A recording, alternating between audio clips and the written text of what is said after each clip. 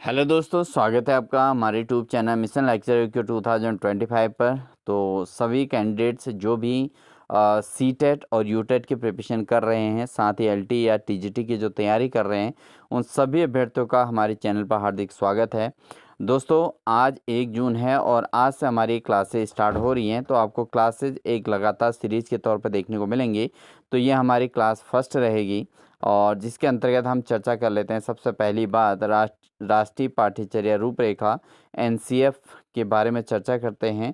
दोस्तों, हमारी क्लास का एक विजन रहता है कि हम पहले क्लास का टॉपिक कराते हैं, साथ ही उस पर आधारित एमसीक्यू के माध्यम से पूरे कॉन्सेप्ट को क्लियर करने का प्रयास करते हैं।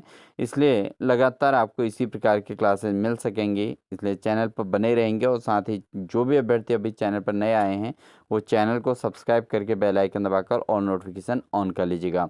तो बिना देरी किए हुए आज की क्लास को स्टार्ट करते हैं और लेते हैं आज की क्लास का टॉपिक एनसीएफ 2005। तो दोस्तों, एनसीएफ का फुल फॉर्म है नेशनल एजुकेशन पॉलिसी, यानी कि नेशनल करिकुलम फ्रेमवर्क, यानी कि राष्ट्रीय पाठ्यचर्या रूपरेखा इसको कहेंगे। तो एनईपी है नेशनल एजुकेशन पॉलिसी दोस्तों, लेकिन यहाँ पर हम एनसीएफ पढ़ रहे हैं तो ये हो गया नेशनल करिकुलम फ्रेमवर्क, राष्ट्रीय पाठ्यचर्या रूपरेखा। अब ये एनसीएफ क्या है, तो सबसे पहले हम इसका बेसिकली समझेंगे कि एनसीएफ क्या है। बहुत महत्वपूर्ण ये टॉपिक रहेगा। तो एनसीएफ जो है शिक्षा के क्षेत्र में दोस्तों एक मार्गदर्शक रूपरेखा के तौर पर कार्य करता है। नेशनल करिकुलम फ्रेमवर्क, ठीक है दोस्तों। यह क्या करता है, पाठ्यचर्या, शिक्षा शास्त्र, मूल्यांकन और मूल्यों पर दिशा निर्देश प्रदान करता है। यानी कि जो एजुकेशन की जो सिस्टम है उसके लिए क्या पाठ्यचर्या क्या होनी चाहिए। शिक्षा शास्त्र यानी कि जो शिक्षा शास्त्र पर आधारित जो चीज़ें आज तक हुई हैं और उसमें क्या क्या इम्प्लीमेंटेशन किया जा सकता है, और साथ ही मूल्यांकन की प्रोसेस, कैसे मूल्यांकन किया जाए, कैसे इसमें चेंजेस किया जाए, और साथ ही जो मूल्य पर आधारित दिशा निर्देश प्रदान करने का काम एनसीएफ करता है। एनसीएफ की अगर हम बात करें दोस्तों, इसका जो मुख्य उद्देश्य है वो क्या होता है, स्कूली शिक्षा की गुणवत्ता में सुधार करना। तो एनसीएफ का मूल उद्देश्य होता है स्कूल के एजुकेशन में गुणवत्ता में सुधार करना और साथ ही समानता और राष्ट्रीय एकता को बढ़ावा देना। तो यानी कि इसका मुख्य उद्देश्य जो है वो क्या है, एक तो स्कूल की गुणवत्ता, जो एजुकेशन पॉलिसी है, जो स्कूलों में एजुकेशन दी जाती है, उसकी गुणवत्ता में सुधार करना मेन मकसद होता है। साथ ही इसमें समानता और राष्ट्रीय एकता को बढ़ावा देने का इसका मुख्य उद्देश्य रहता है। तो एनसीएफ जो है काफ़ी हेल्पफुल है एजुकेशन को डेवलप करने में, एजुकेशन सिस्टम को डेवलप करने में। तो इसका मेन रोल रहा है। तो इसके अंतर्गत कुछ शर्तें हैं, कुछ उद्देश्य हैं, कुछ प्रमुख सिद्धांत हैं दोस्तों, जो हमको बिल्कुल बाय हार्ट पता होनी चाहिए एज ए टीचर के तौर पे। तो एक शिक्षक बनने के लिए अगर आपको ये सारी चीज़ें पता होंगी तो आप उसको इम्प्लीमेंट कर पाएंगे। और इसीलिए जो टीचर एलिजिबिलिटी टेस्ट एग्ज़ाम होता है दोस्तों, उसके अंतर्गत इसको बहुत एक ब्रॉड लेवल पे इसका सिलेबस के तौर पे इसको इम्पोर्टेंस दी जाती है। यानी कि इसके क्वेश्चन बहुत सारे एग्ज़ाम में पूछे जाते हैं।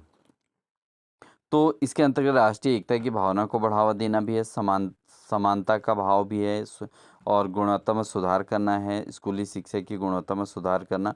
ये सब कुछ इसका उद्देश्य रखा गया है दोस्तों।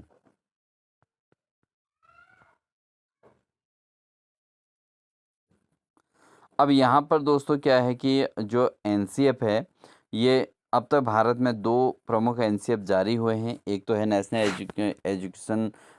नेशनल करिकुलम फ्रेमवर्क जो है आपका, वो 2005 है, ठीक है। 2005 है नेशनल करिकुलम फ्रेमवर्क 2005, ठीक है। एक तो ये जारी हुआ है अभी तक, और एक हुआ है एनसीएफ 2023, यानी कि राष्ट्रीय पाठ्यचर्या रूपरेखा 2023। यानी कि 2005 में कुछ इम्प्लीमेंट करते हुए, कुछ चेंजेस करते हुए, कुछ रेयर चेंजेस इसके अंतर्गत करते हुए, तो यहाँ पर 2023 में यहाँ पर एनसीएफ एक बार फिर से जारी हुआ है। तो अभी तक भारत के अंतर्गत जो एजुकेशन पॉलिसी के अंतर्गत हैं, या एजुकेशन फ्रेमवर्क हम इसको कहेंगे, करिकुलम फ्रेमवर्क को लेकर, तो इसमें 2 प्रकार के हुए हैं, एक एनसीएफ 2005 और एक है एनसीएफ 2023, ठीक है। अब मेन बात करते हैं दोस्तों, जो एनसीएफ 2005 था उसका उद्देश्य क्या था और अन्य क्या चीज़ें इसके अंतर्गत आती हैं। अब बात करते हैं दोस्तों, सबसे पहले हम जो हमने 2 एनसीएफ बात की, एक 2005 और एक 2023, इस पर हम सबसे पहले कंपैरेटिव जो है इस पर दृष्टिकोण देखते हैं कि इनके इन दोनों में डिफरेंस क्या हो सकता है। ठीक है, तो बहुत इंपॉर्टेंट नोट्स के थ्रू हम आपको करा रहे हैं क्लासेस, तो आपको इसी प्रकार से इन चीज़ों को स्टडी करने के लिए इंपॉर्टेंस देंगे और नोट्स अपने प्रिपेयर करेंगे। तो एनी हाउ आप फर्स्ट राउंड में ही अपने सीटेट क्लियर कर लेंगे, यूटेट क्लियर कर लेंगे और साथ ही आप अपना एलटी से रिलेटेड या टीजीटी के जो एग्ज़ाम्स हैं उनको आसानी से क्रैक कर पाएंगे। तो जो एनसीएफ 2005 है दोस्तों, इसका जो जारी किया गया था ये 2005 में, और एनसीएफ 2023 2 सालों में ये लागू हुआ है। अब इसका आधार जो रहा है दोस्तों, वो रहा है एनसीएफ 2000। ठीक है, तो एनसीएफ 2000 जो है और एनईपी 1986। ठीक है, जो 2005 है इसके लिए एनसीएफ 2000 और एनईपी 2000, एनईपी 1986 जो बनी थी। ठीक है, तो वो मेन रही थी। ठीक है, 1968 और 1986 दो एनईपी नेशनल एजुकेशन पॉलिसी बनी हुई हैं। एक 1968 में बनी थी और एक 1986 में बनी है। ठीक है, तो एनसीएफ 2000 का भी रोल एनसीएफ 2005 को डेवलप करने में रहा है, और एनईपी जो एन नेशनल एजुकेशन पॉलिसी जो है एनईपी 1986 है। तो ये दो चीज़ें इसमें मेन रोल प्ले करती हैं। अब जो एनसीएफ 2023 है दोस्तों, ये 2000 एनईपी 2020 पर आधारित है। ठीक है, तो ये मेन चीज़ आपको समझनी है। तो एनसीएफ 2005 किस पर आधारित है? एनसीएफ 2000 पर आधारित है, और जो एनसीएफ 2023 है वो एनईपी 2020 पर आधारित है। तो मेन पॉइंट इसको समझना है। दूसरी बात, अगर हम इसमें केंद्रीय दृष्टिकोण की अगर हम बात करें दोस्तों, तो केंद्रीय दृष्टिकोण की अगर बात करें तो यहाँ पर रचनात्मकता आई है, समझ, मूल्यों और अनुभव पर आधारित जो है एनसीएफ 2005 डेवलप किया गया है।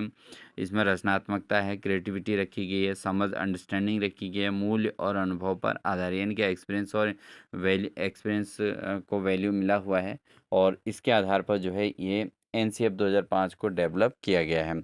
लेकिन जो एनसीएफ 2023 है दोस्तों, किससे डेवलप हुआ है? तो समग्र विकास को इम्पोर्टेंस दिया गया है, तो बच्चे का संपूर्ण विकास पर महत्व दिया गया है। इसके अलावा दक्षता पर आधारित है। ठीक है, उसकी जो एफिशिएंसी है, उसकी दक्षता है, उस पर आधारित ये किया गया है, और साथ ही फ्लेक्सिबिलिटी इसमें रखी गई है। काफ़ी जगहों पर बच्चे को जो है क्या किया गया है कि इसका जो करिकुलम रखा गया है वो फ्लेक्सिबल रखा गया है, यानी कि करिकुलम को बहुत ज़्यादा लचीलापन रखा गया है, जिससे बच्चे का ऑलमोस्ट ग्रोथ हो सके, यानी कि वो केवल पाठ्यक्रम पर ही डिपेंड ना रहे, उसको एडिशनल अन्य चीज़ें भी सिखाई जा सके। इसके अलावा समावेशिता पर इसमें ध्यान दिया गया है। कॉग्निटिव फॉर्म इसका पूरा इम्पोर्टेंस रोल दिया गया है। ठीक है, अब बात करते हैं विद्यालय शिक्षा के अंतर्गत कहाँ से कहाँ तक यूज हुआ है। तो एनसीएफ 2005 जो फोकस करता है वो 1 से लेकर 12 तक के स्कूली शिक्षा पर निर्भर करता है, यानी कि 1 से 12 तक की शिक्षा को ये फॉलो करता है। जबकि एनसीएफ 2023 जो है दोस्तों, स्कूली शिक्षा 3 से 18 वर्ष तक की उम्र को इम्पोर्टेंस देता है, यानी कि स्कूली शिक्षा 3 से 18 वर्ष तक की एजुकेशन को इसने एनसीएफ 2023 ने इम्पोर्टेंस दी है। जबकि एनसीएफ 2005 क्या है, उसका कक्षा 1 से लेकर कक्षा 12 तक की शिक्षा को महत्व दिया गया है।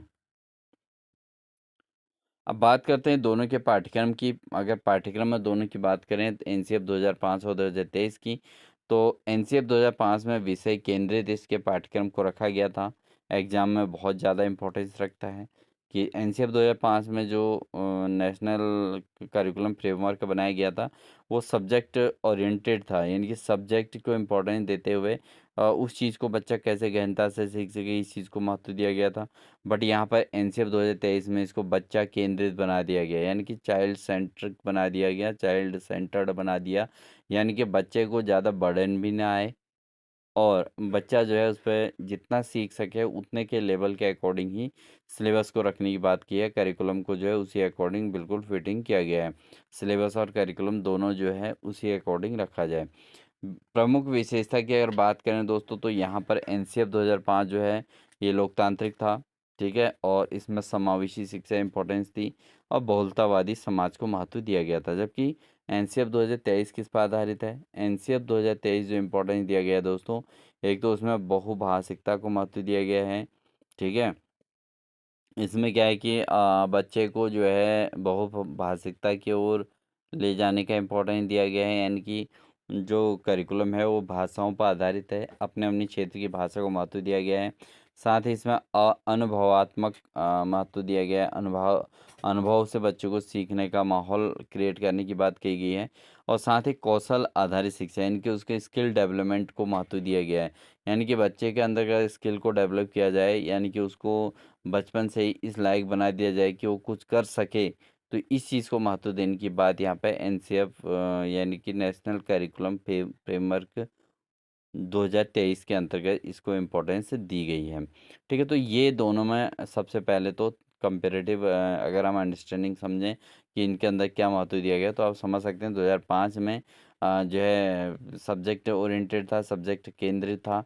और यहाँ पर जो है चाइल्ड सेंटर्ड रखा गया है। तो सब्जेक्ट सेंटर्ड और चाइल्ड सेंटर्ड जो करिकुलम होगा उन दोनों में बहुत बड़ा डिफरेंस देखने को मिलता है। देखो दोस्तों, ठीक है, आज के समय में जो करिकुलम रखा गया है उसके अंतर्गत बच्चे को ज़्यादा स्वतंत्र रखा गया है।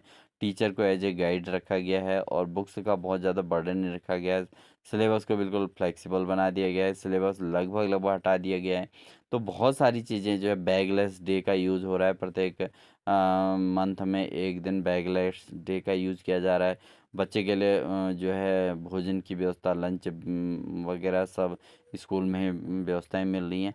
तो सारी चीज़ें क्या हैं दोस्तों, ये चाइल्ड सेंटर्ड है, यानी कि बच्चे की आवश्यकताओं को देखते हुए महत्व दिया गया है। लेकिन 2005 की जो एनसीएफ नेशनल करिकुलम फ्रेमवर्क था उसमें चाइल्ड सेंटर्ड नहीं था, उसमें सब्जेक्ट सेंटर्ड था। तो बच्चे को सब्जेक्ट के प्रति नॉलेज डेवलप करने को उस समय जो है करिकुलम फ्रेमवर्क बनाया गया था। अब बात करते हैं दोस्तों एनसीएफ 2005 के उद्देश्य क्या थे। तो एनसीएफ 2005 जो है किस उद्देश्य के साथ बनाया गया था? बच्चे के समग्र विकास पर बल देने के लिए, ठीक है, जो ऑल डेवलपमेंट बच्चे का हो सके, ठीक है। तो इसको महत्व दिया गया था। एनसीएफ 2005 का जो एम रखा गया था और सीखने की प्रक्रिया को समझ पर आधारित बनाया गया था। यानी कि जो इसकी नींव रखी गई थी दोस्तों 2005 में, उससे पहले 2000 था। तो 2005 में जो रखा गया था उसमें बच्चे के समग्र विकास को इम्पोर्टेंस दिया गया था। सीखने की प्रक्रिया को समझ पर आधारित बनाने के ध्यान दिया गया था। साथ ही रचनात्मक, आलोचनात्मक सोच और प्रश्न पूछने की क्षमता का विकास करना, ठीक है, उसके अंतर्गत क्रिएटिविटी रखी गई थी। आलोचनात्मक सोच को डेवलप किया गया था और प्रश्न पूछने की क्षमता का विकास करना इसका मुख्य उद्देश्य रखा गया था। अगर बात करें राष्ट्रीयता की, तो राष्ट्रीय एकता, लोकतांत्रिक मूल्य और संवैधानिक मूल्यों को बढ़ावा देना एनसीएफ 2005 का उद्देश्य था। तो यानी कि अगर 2023 की अगर हम बात करें दोस्तों, 23 के अंतर्गत जो भी चीज़ें हुई, तो 2005 में जो चीज़ें रखी गई थी वो भी सब बच्चे के फेवर की ही रखी गई थी। लेकिन उनमें कुछ चीज़ों में जो है इम्प्लीमेंट बहुत अच्छे से कर पाना मुश्किल हो रहा था।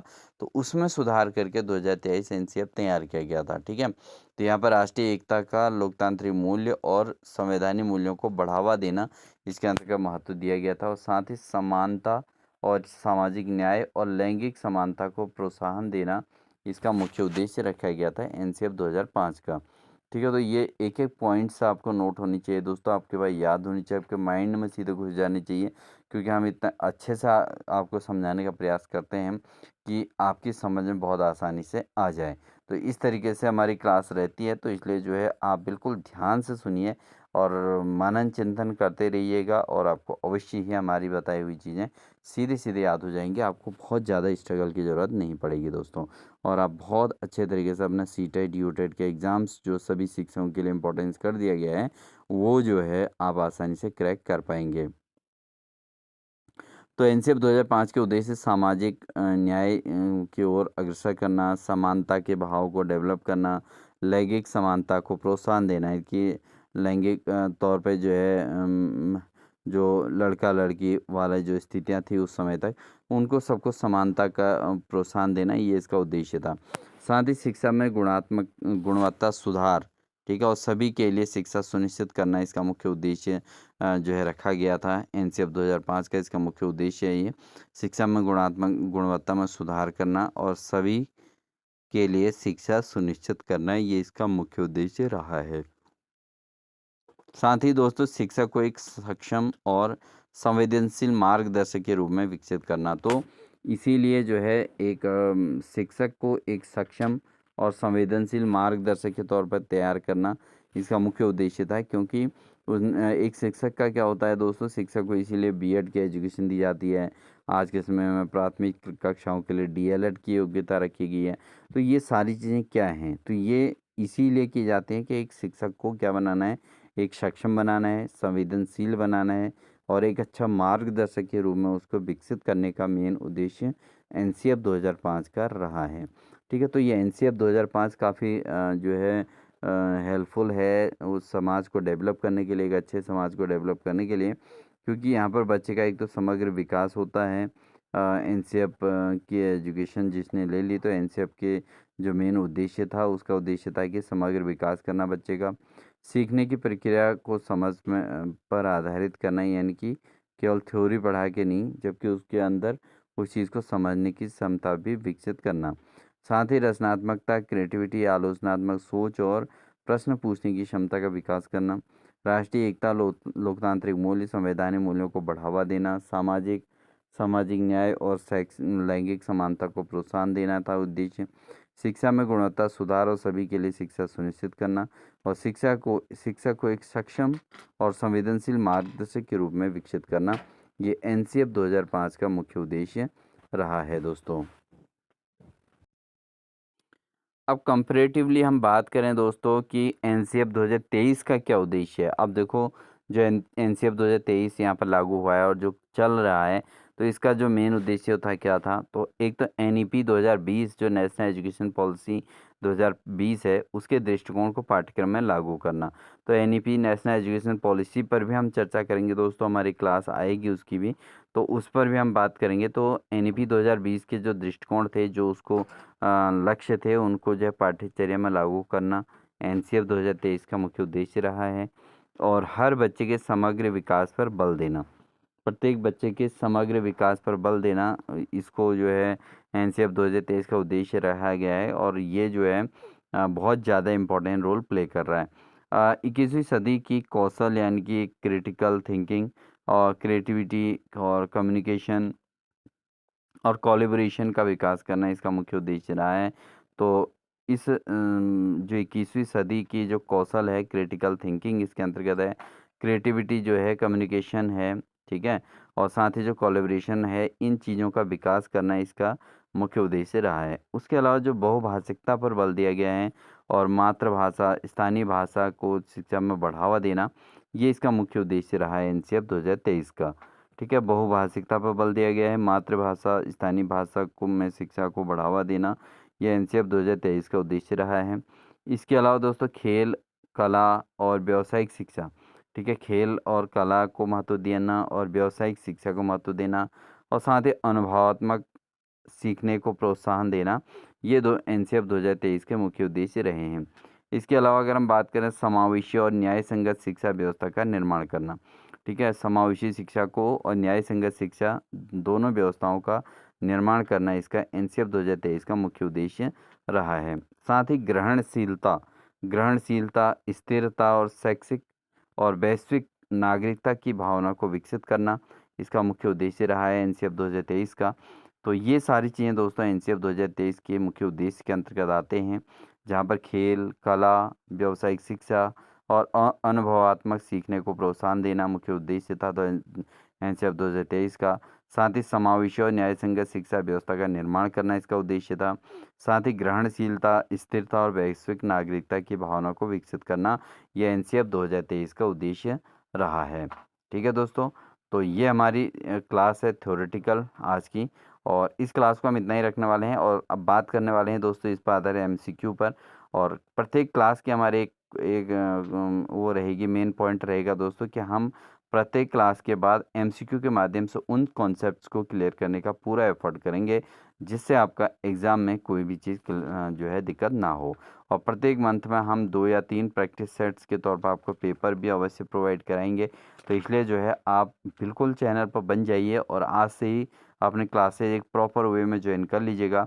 और इसके लिए अगर आपको लगातार क्लासेस हमारी लेनी है, तो आपको हमारी एक छोटी सी मेंबरशिप मात्र 59 रुपीज़ में हमारी मेंबरशिप है, उसको आप ज्वाइन कर लीजिएगा, जहाँ से आपको ये क्लासेस लगातार आपको देखने को मिल जाएंगी। ठीक है दोस्तों, तो बहुत ज़्यादा कुछ भी ना तो फाइनेंशियल आपके ऊपर प्रेशर है, ना आपके पास सिलेबस का कोई बर्डन रहेगा, क्योंकि आपको सिलेबस हम कराएंगे बहुत बेहतरीन तरीके से। लेकिन इसके लिए हमें सपोर्ट करना होगा और आपको लगातार हमारे चैनल पर बने रहना होगा। तो ये हमने इसके अंतर्गत स्टडी की आज की क्लास में। अगली क्लास में हम बात करेंगे इससे प्रमुख सिद्धांत और इससे प्रमुख फोकस क्षेत्र क्या क्या हैं, उन पर हम चर्चा करेंगे। तो पहले हम इस पर लेते हैं MCQ क्वेश्चन। पहला क्वेश्चन है दोस्तों, NCF का पूर्ण रूप क्या है। तो हमारा यही ट्रिक रहती है दोस्तों, प्रत्येक टॉपिक को पहले क्लियर करते हैं और उसके बाद जो है उस पर आधारित MCQ प्रश्न लेते हैं, क्योंकि एग्ज़ाम में MCQ के माध्यम से आपने फाइट करना है एग्ज़ाम को। तो कुछ भी आपको स्किपेबल नहीं है, ये मैं आपको बार बार बता रहा हूँ, इसलिए आप सब कुछ इसमें से नोट करिए, सुनते रहिए, पढ़ते रहिए, आपको अवश्य आपकी ये एग्ज़ाम अवश्य क्लियर हो जाएंगे।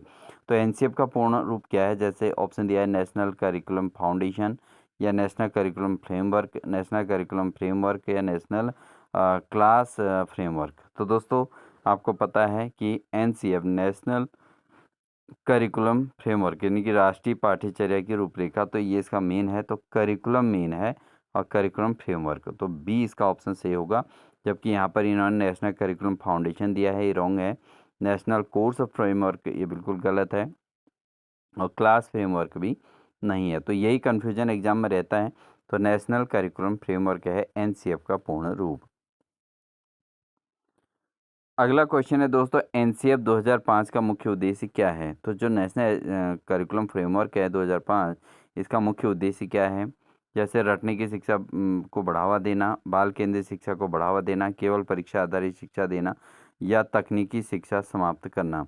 तो दोस्तों जो नेशनल करिकुलम फ्रेमवर्क 2005 है, इसका मुख्य उद्देश्य जो रहा है वो रहा है बाल केंद्रित शिक्षा को बढ़ावा देना।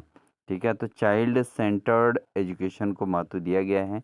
तो ऑप्शन नंबर बी इसका सही आंसर हो जाएगा। अगला क्वेश्चन है, NCF 2005 किस सिद्धांत पर बल देता है। तो NCF 2005 किस सिद्धांत पर विशेष बल देता है, जैसे दंड आधारित शिक्षा, या शिक्षक केंद्रित शिक्षा, या सीखना बिना बोझ के, या केवल पुस्तक आधारित अध्ययन। तो जो NCF 2005 है, इसका ये सिद्धांत जो है वो किस पर आधारित है, ये आप इस क्वेश्चन को देख के समझ गए होंगे दोस्तों। तो इसका जो मेन उद्देश्य है वो क्या है, वो है सीखना बिना बोझ के, यानी कि इसमें जो है बच्चे के ऊपर किसी प्रकार का कोई बोझ ना हो, किसी प्रकार का कोई प्रेशर ना आए। तो इसको जो है तो लर्निंग क्या करना है, लर्निंग बच्चे की ऐसी होनी चाहिए जिसमें बच्चे का कोई किसी प्रकार का कोई दबाव ना रहे। तो ऑप्शन नंबर सी इसका सही आंसर हो जाएगा। अगला क्वेश्चन है दोस्तों, NCF 2023 मुख्य रूप से किस नीति पर आधारित है। तो NCF 2023 का मुख्य नीति क्या है, नई शिक्षा नीति 2020, शिक्षा नीति 1986, शिक्षा नीति 1968, या शिक्षा आयोग 1964। तो दोस्तों जो NCF 2023 बना है, इसका मुख्य उद्देश्य है नेशनल एजुकेशन पॉलिसी, जो हमने डिटेल में पढ़ा भी था, NEP 2020। तो NEP 2020 को डेवलप करने के लिए NCF 2023 की आवश्यकता पड़ी है, और इसके लिए जो है NEP 2020 का जो है मेन बेस यहाँ पर लिया गया है। तो नई शिक्षा नीति जो 2020 आई थी, NEP नेशनल एजुकेशन पॉलिसी 2020, उस पर आधारित है NCF 2023। तो ऑप्शन नंबर ए इसका सही आंसर हो जाएगा। अगला क्वेश्चन है, NCF 2023 में किस प्रकार की शिक्षा पर विशेष बल दिया गया है। तो NCF 2023 में किस प्रकार की शिक्षा को विशेष बल दिया गया है। तो यहाँ पर दोस्तों आपके पास 4 ऑप्शन यहाँ पर दिए गए हैं, केवल सैद्धांतिक शिक्षा, या अनुभवात्मक और कौशल आधारित शिक्षा, या केवल ऑनलाइन शिक्षा, है केवल परीक्षा आधारित शिक्षा। तो यहाँ पर ऑनलाइन बिल्कुल और परीक्षा आधारित शिक्षा ये दोनों रॉन्ग हैं, और यहाँ पर केवल सैद्धांतिक शिक्षा को तो बिल्कुल महत्व नहीं दिया गया है। तो NCF 2023 का जो विशेष बल दिया गया है वो है अनुभवात्मक और कौशल आधारित शिक्षा को महत्व दिया गया है। तो एक्सपीरियंस और स्किल डेवलपमेंट को इम्पोर्टेंस दी गई है। तो इस प्रकार के एजुकेशन को बल दिया गया है। तो ऑप्शन नंबर बी इसका सही आंसर हो जाएगा। अगला क्वेश्चन है एनसीएफ 2005 के अनुसार सीखना किस प्रकार का होना चाहिए। ऑप्शन है डर के वातावरण में, बिल्कुल रॉन्ग है। गतिविधि आधारित, बिल्कुल सही है दोस्तों। एक्टिविटी जो है मेन रोल प्ले करती है किसी भी बच्चे के सीखने पर, तो गतिविधि पर आधारित है एनसीएफ 2005। तो ऑप्शन नंबर बी ही इसका सही होगा।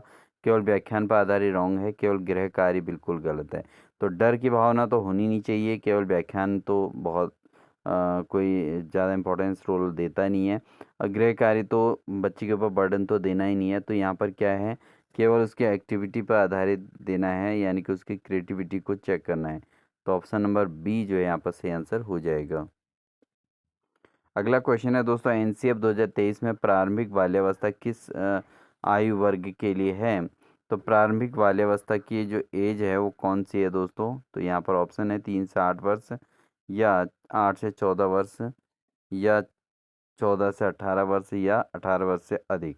तो एनसीएफ 2023 जो डेवलप हुआ है दोस्तों, ठीक है, वो एनसीएफ 2023 जो डेवलप हुआ है, तो इसमें बाल्यावस्था किस आयु वर्ग को माना गया है। ये माना गया है 3 से 8 वर्ष। 3 से 8 वर्ष को यहाँ पर बाल्यावस्था की श्रेणी में रखा गया है। तो ऑप्शन नंबर ए इसका सही आंसर हो जाएगा। अगला प्रश्न है दोस्तों एनसीएफ 2005 के अनुसार शिक्षक की भूमिका क्या होनी चाहिए। तो नेशनल करिकुलम फ्रेमवर्क 2005 के अनुसार शिक्षक की भूमिका क्या होनी चाहिए। केवल अनुशासन बनाए रखना, या ज्ञान थोपना, या मार्गदर्शक और सहायक बनना, या केवल परीक्षा लेना। तो दोस्तों अगर शिक्षक की जो रोल प्ले होगा एनसीएफ के अकॉर्डिंग, नेशनल करिकुलम फ्रेमवर्क के अकॉर्डिंग, टीचर अनुशासन बनाए रखने के लिए नहीं रखा गया है। ज्ञान थोपना तो बिल्कुल गलत है। तो टीचर का काम केवल परीक्षा लेना भी नहीं है। तो किस तौर पर टीचर को रखा गया है, एक मार्गदर्शक और सहायक के रूप में। तो प्रत्येक टीचर को एक सहायक के तौर पर बनाया गया है, एक मार्गदर्शक के तौर पर बनाया गया है, यानी कि गाइडेंस के का मेन रोल प्ले है इसमें, ठीक है। तो गाइड के तौर पर शिक्षक को यहाँ पर माना गया है एनसीएफ 2005 के अनुसार। तो ऑप्शन नंबर सी इसका सही आंसर हो जाएगा। बढ़ते हैं दोस्तों क्वेश्चन नंबर 9 की ओर। तो क्वेश्चन नंबर 9 है एनसीएफ 2023 में किस भाषा पर विशेष बल दिया गया है। तो एनसीएफ 2023 के अंतर्गत जो भाषा को मेन रोल है, अंग्रेजी बिल्कुल गलत। तो यहाँ पर बी ही ऑप्शन सही है दोस्तों, मातृभाषा और स्थानीय भाषा। तो एनसीएफ 2023 ने जो मेन विशेष बल दिया है वो दिया है एक तो मातृभाषा को, और साथ ही स्थानीय जो भाषा है उसको महत्व दिया गया है। तो ऑप्शन नंबर बी इसका सही आंसर हो जाएगा। क्वेश्चन नंबर 10 है दोस्तों एनसीएफ 2005 में मूल्यांकन की कौन सी पद्धति को महत्व दिया गया है। तो एनसीएफ 2005 में मूल्यांकन की जो पद्धति अपनाई गई है, केवल वार्षिक परीक्षा, सतत एवं समग्र मूल्यांकन, या केवल मौखिक परीक्षा, या केवल लिखित परीक्षा। तो ये जो दिए गए हैं दोस्तों, इसमें जो भी ये 3 प्रकार के अन्य हैं, एनसीएफ तो बिल्कुल भी इनको लागू नहीं करता। वार्षिक परीक्षा परीक्षा को एनसीएफ का बहुत ज़्यादा वो नहीं रखा गया, रोल नहीं रखा गया है। सतत और समग्र मूल्यांकन, यानी बच्चा के प्रतिदिन की जो मूल्यांकन प्रोसेस है उसके पर हफ्ते की या प्रति महीने की जो उसकी जो उसका जो विकास हो रहा है, उसका सतत विकास हो रहा है, उसके अंतर्गत जो मेंटल ग्रोथ हो रही है, उन सब चीज़ों को जो है मूल्यांकन के अंतर्गत पार्ट के तौर पर बनाया गया है। ऐसा नहीं कि केवल वार्षिक परीक्षा में बच्चे को बिठा दो और उसमें अगर अंक ला गया तो पास, अदरवाइज फेल। ये सारी चीज़ें अब हटा दी गई हैं दोस्तों। एनसीएफ 2005 का भी मूल्यांकन का मुख्य उद्देश्य यही था। और केवल मौखिक परीक्षा से भी नहीं हो सकता है, क्योंकि बच्चे का किसी भी दिन, जिस दिन आप परीक्षा ले रहे हैं उस दिन हो सकता है बच्चे का स्वास्थ्य खराब हो और बच्चा जवाब ना दे सके। केवल लिखित परीक्षा से भी हम इसको आकलन नहीं कर सकते हैं। तो यहाँ पर एनसीएफ 2005 ने ये डेवलप किया कि सतत और समग्र मूल्यांकन होना चाहिए, यानी कि बच्चा पूरा वार्षिक तौर पे, यानी कि 1 वर्ष के अंतर्गत किस तरीके से रहा है, कैसे उसका स्कूल में एक्टिविटी रही है, क्या उसने किन चीज़ों में पार्टिसिपेट किया है, इन सब चीज़ों को काउंट करते हुए ही बच्चे का ऑल ओवर डेवलपमेंट के आधार पर उसका मूल्यांकन किया जाना चाहिए। तो ये सारी चीज़ें दोस्तों इसके अंतर्गत आती हैं। तो ये हमारा आज की क्लास है दोस्तों। आई होप आपको हमारी ये क्लास अच्छी लगी होगी। क्लास अच्छी लगी तो सबसे पहले वीडियो को लाइक कर दीजिएगा, चैनल पर नए हैं तो चैनल को सब्सक्राइब कर लीजिए, साथ ही बेल आइकन दबा कर ऑल नोटिफिकेशन ऑन कर लीजिएगा। अब आपको लगातार इसी प्रकार की क्लासेस हमारे चैनल के माध्यम से मिलती रहेंगी। इसके लिए आप हमारी एक आसान सी मेंबरशिप है दोस्तों, जिसमें 59 रुपीज़ की मेंबरशिप रखी गई है। आप उसे ज़रूर ज्वाइन कर लीजिएगा, जो हमारे लिए भी हेल्पफुल होएगी और आप सबके लिए भी एक कंटिन्यू क्लास के लिए आपका एक रिदम बना रहेगा और आप एक बेहतरीन कंटेंट के साथ, बेहतरीन प्रिपरेशन के साथ आप जो भी एग्ज़ाम में बैठेंगे उस एग्ज़ाम को बहुत आसानी से क्रैक कर पाएंगे, ये हमारा आपसे वादा है। और आपको हम उसी प्रकार की क्लासेस अपने चैनल के माध्यम से देते रहेंगे। तो मिलते हैं आपको एक नेक्स्ट क्लास के साथ, तब तक के लिए दोस्तों wish you all the best.